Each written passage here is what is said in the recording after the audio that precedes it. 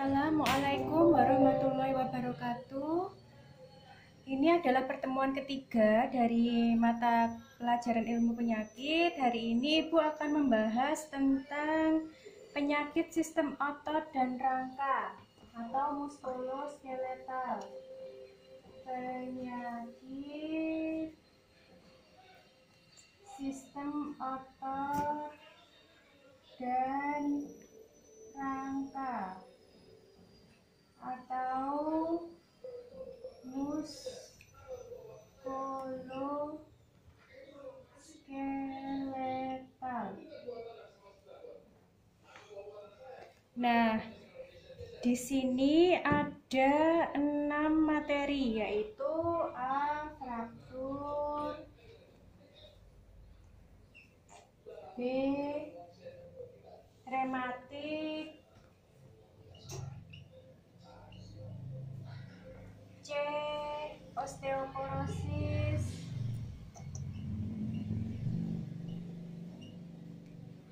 D. Low back pain,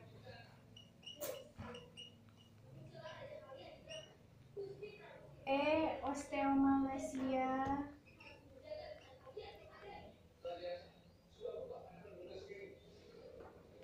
dan F. gout.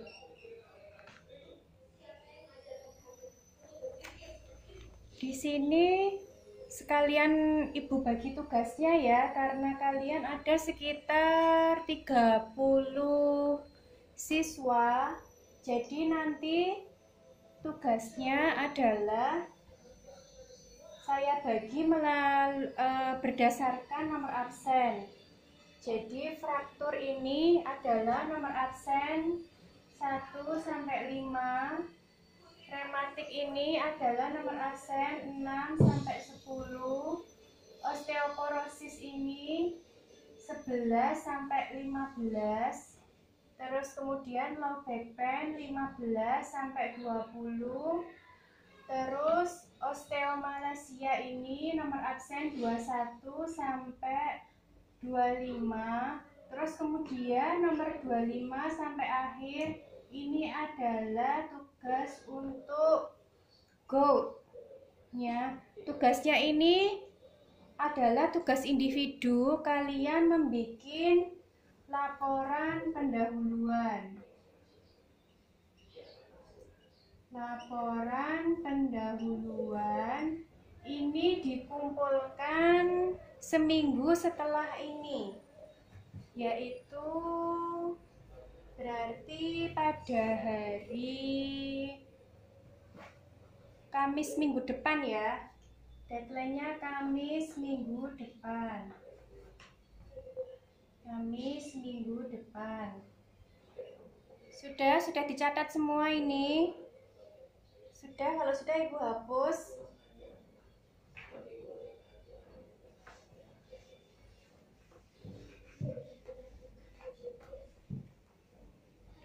Jadi tadi tugasnya apa? Tugasnya membuat LP atau laporan pendahuluan. Pembagiannya seperti tadi, seperti absen ya. Terus dikumpulkan hari Kamis depan lewat Google Classroom. Kalian mau mengetik silakan, kalian mau menulis tangan silakan. Dibikin singkat aja, jangan tebel-tebel, jangan banyak-banyak. Nanti seandainya saya tahu kalau ada yang copy paste, maka selanjutnya harus ditulis tangan semua. Sudah paham ya sampai sini? Nanti kalau ada pertanyaan bisa lewat PJ masing-masing atau hubungi saya. Semua PJ dari kelas KP 1, 2, 3 itu sudah punya CP saya. Jadi nanti bisa tanya lewat PJ-nya atau langsung WA ke saya. Nah, sekarang tadi penyakit sistem otot dan rangka atau muskuloskeletal itu yang poin A adalah fraktur.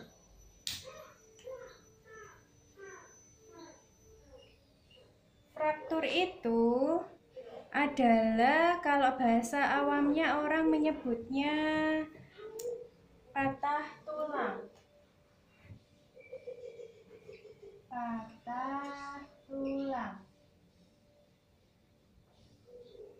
Definisinya itu, fraktur adalah gangguan dari kontinuitas yang normal dari suatu tulang.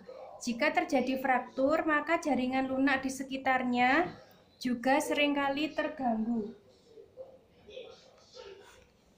Kemudian,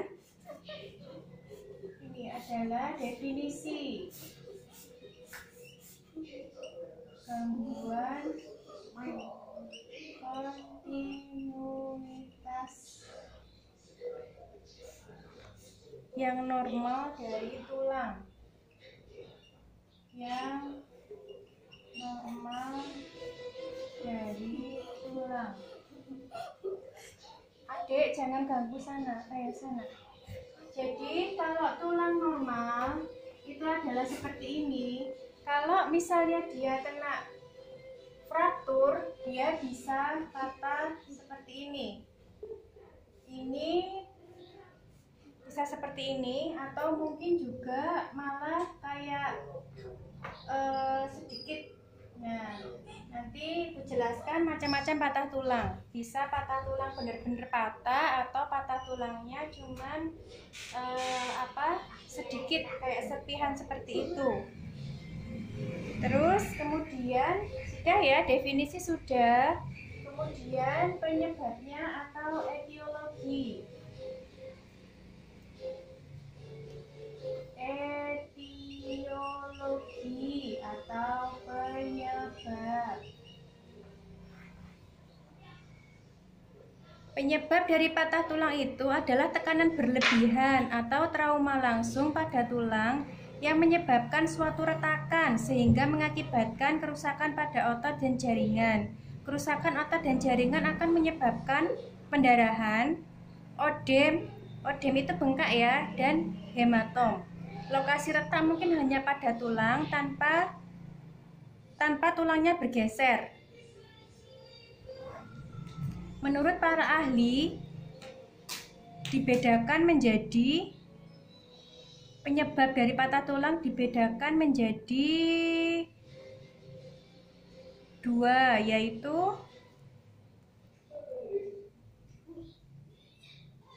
cedera traumatik,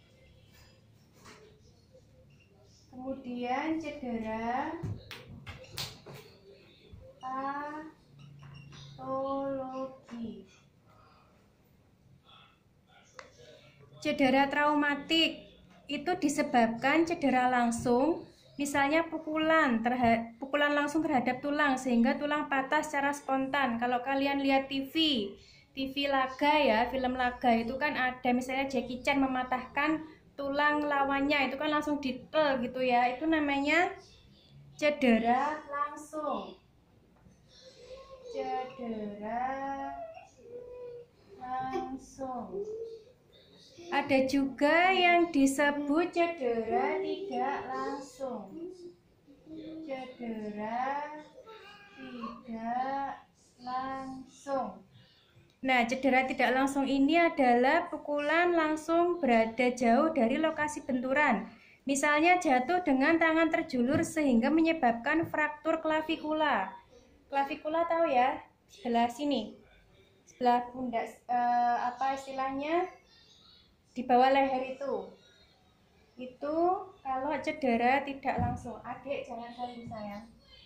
Terus kemudian ada juga fraktur yang disebabkan kontraksi keras yang mendadak. Ini kontraksi keras yang mendadak. Itu ya, jadi cedera traumatik ada 3, cedera langsung, tidak langsung, kemudian kontraksi yang mendadak. Kemudian ada yang namanya fraktur patologi atau cedera patologi. Ini akibat proses penyakit. Akibat proses penyakit. Ini adalah kerusakan tulang akibat proses penyakit dengan trauma yang mengakibatkan misalnya ya tumor tulang, pertumbuhan jaringan baru yang tidak terkendali. Jadi tulangnya terkena tumor.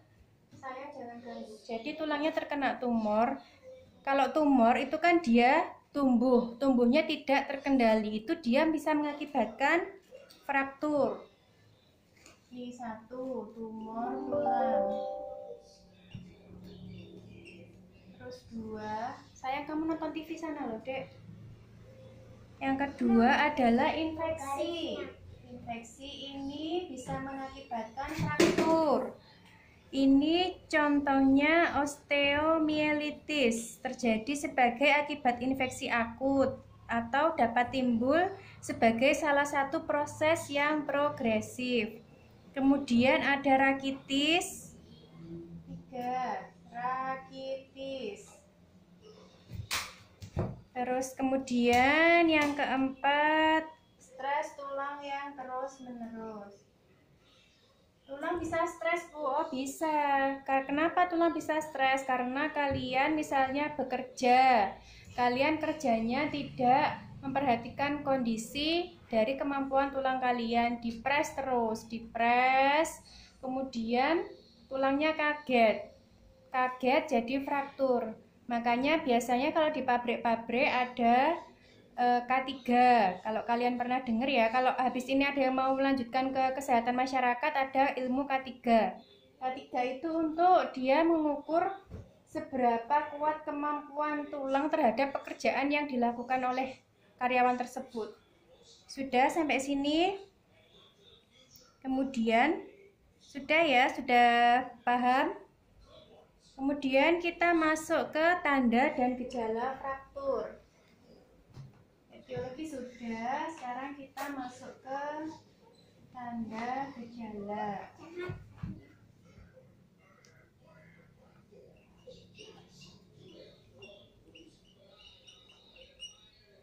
Tanda gejala fraktur itu bisa deformitas. Pembengkakan dari pendarahan lokal dapat menyebabkan deformitas pada lokasi fraktur. Spasme otot, ya, ototnya kaku, dapat menyebabkan pemendekan tungkai, deformitas rotasional atau angulasi. Dibandingkan sisi yang sehat, lokasi fraktur dapat memiliki deformitas yang terlihat nyata. Kemudian ada pembengkakan.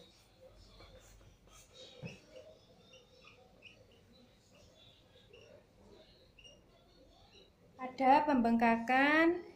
Odem dapat muncul segera sebagai akibat dari akumulasi cairan serosa pada lokasi fraktur serta ekstravasasi darah ke jaringan sekitar. Jadi kalau kalian terbentur, itu yang kalian amati pertama apa? Odemnya ya, bengkaknya. Terus kemudian memar. Kemudian memar terjadi karena pendarahan subkutan pada lokasi fraktur.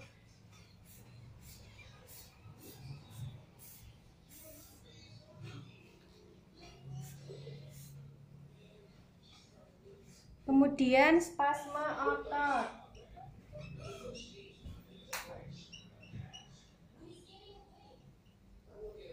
Kemudian nyeri.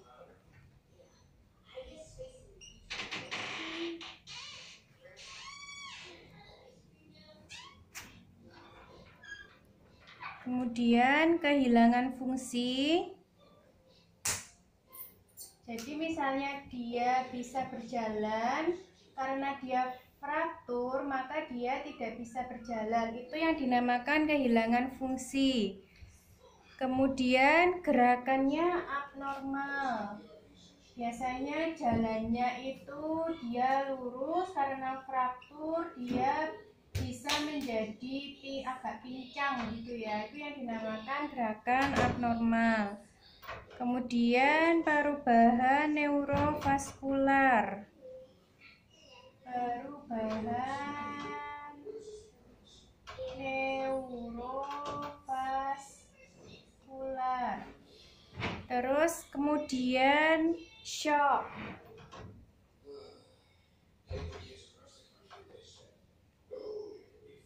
tulang itu kalau dia fraktur, dia bisa merobek pembuluh darah. Nah, pendarahan itu dia bisa mengakibatkan shock. Terus kemudian fraktur itu dibagi menjadi beberapa jenis. Ini sudah. Sekarang kita ke jenis-jenis fraktur.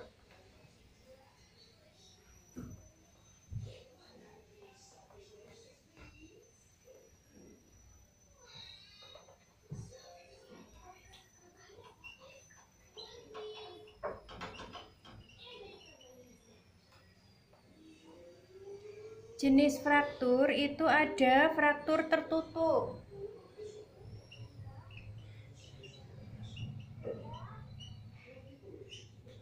Kemudian ada fraktur terbuka.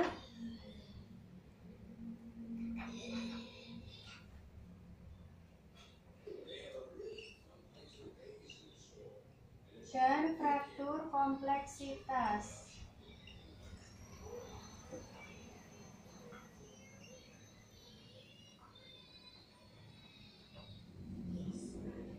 Fraktur tertutup itu adalah jenis patah tulang yang tidak disertai dengan luka pada bagian luar permukaan kulit, sehingga bagian tulang yang patah tidak berhubungan dengan bagian luar.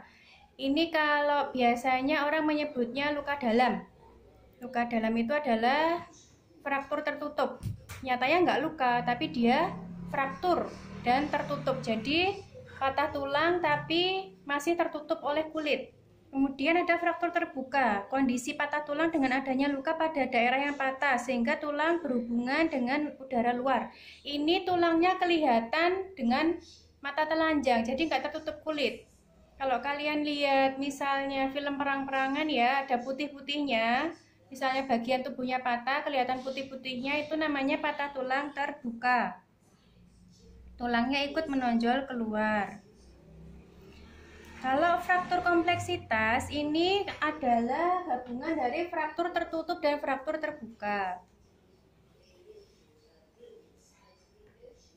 Sudah jelas di sini. Terus kemudian kita masuk ke komplikasi fraktur.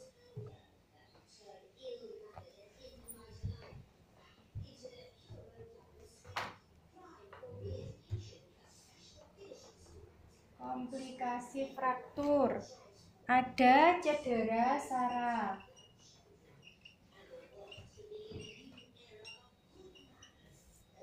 Ada cedera saraf, kemudian sindroma kompartemen,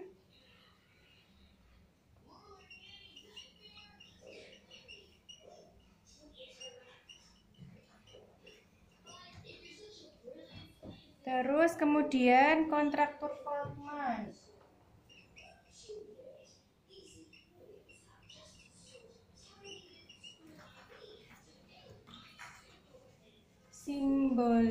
Sindroma emboli lemak.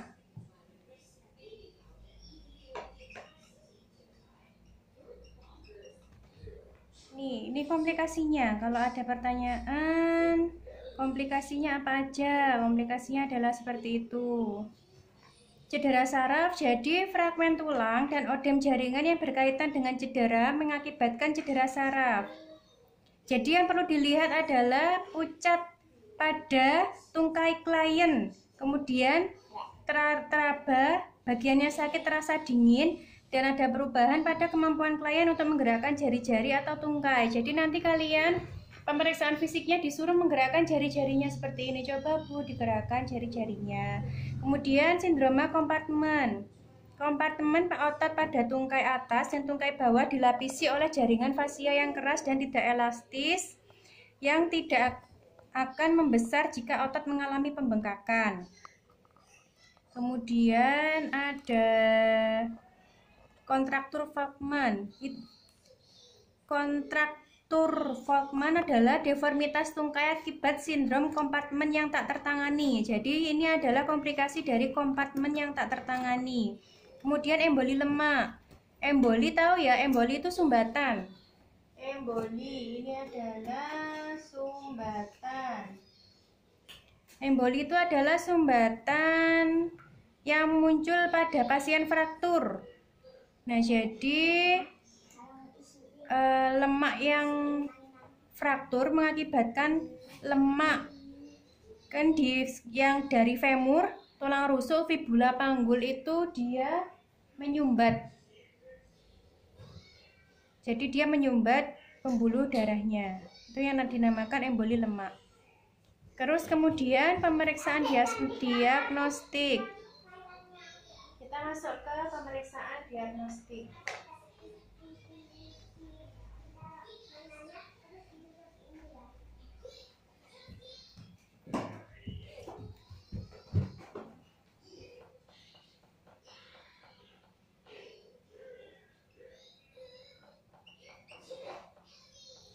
Pemeriksaan diagnostik ini adalah foto ronsen. Ini untuk mengetahui luasnya fraktur.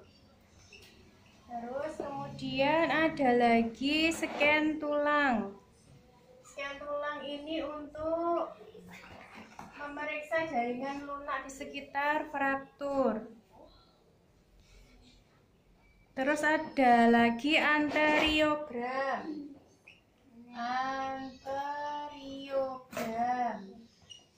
Ini untuk memastikan ada atau tidaknya kerusakan vaskuler atau pembuluh darah.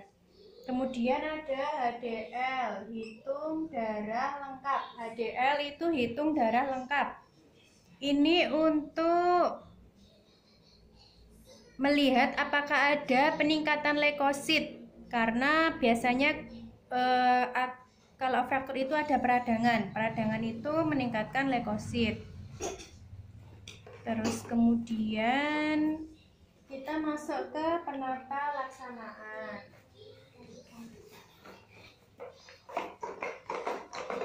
Kakak, jangan berisik sayang. Kamu sana. Nanti sore nggak mama pinjemin HP. Kalau berisik, nanti sore nggak mama pinjemin HP.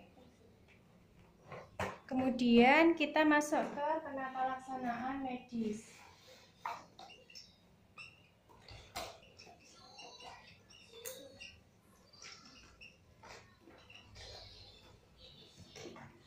Ada diagnosa dan penilaian fraktur. Diagnosa. Terus kemudian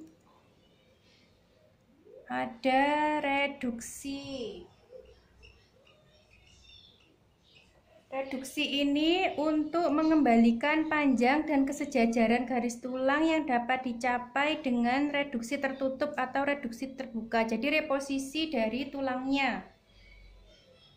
Terus kemudian retensi. Retensi ini imobilisasi fraktur. Jadi kalau kalian lihat orang yang patah tulang itu kan dikasih kayak perban untuk menyangga ya, atau kalau kalian lihat kalian dipakai di leher itu adalah retensi untuk mencegah pergeseran fragmen dan mencegah pergerakan yang dapat mengancam penyatuan. Biasanya dipasang traksi untuk mempertahankan reduksi tadi. Kemudian rehabilitasi.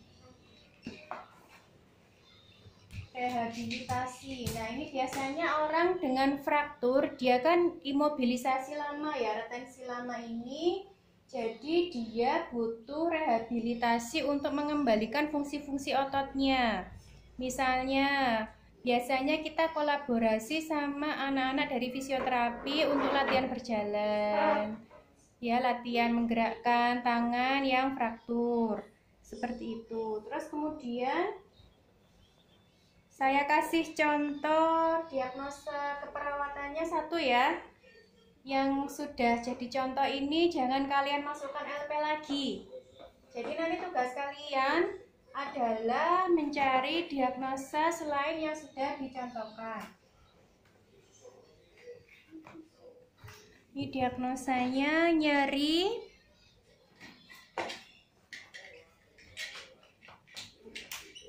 nyeri berhubungan dengan cedera jaringan.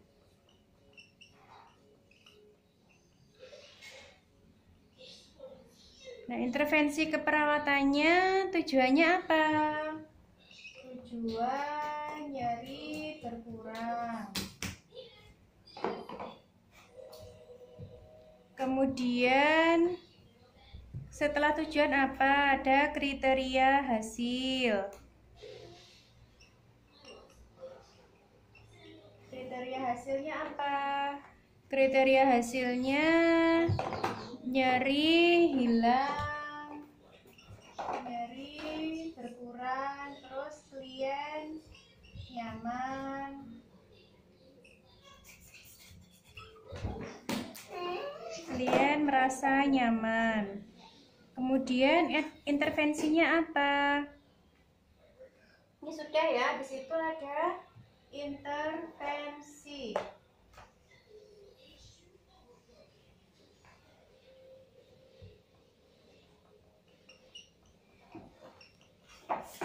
Intervensinya apa? Pendekatan pada klien dan keluarga, misalnya pendekatan klien dan keluarga. Rasionalnya apa? Rasionalnya kalau kalian sudah dekat dengan keluarga pasien, maka pasien akan lebih kooperatif.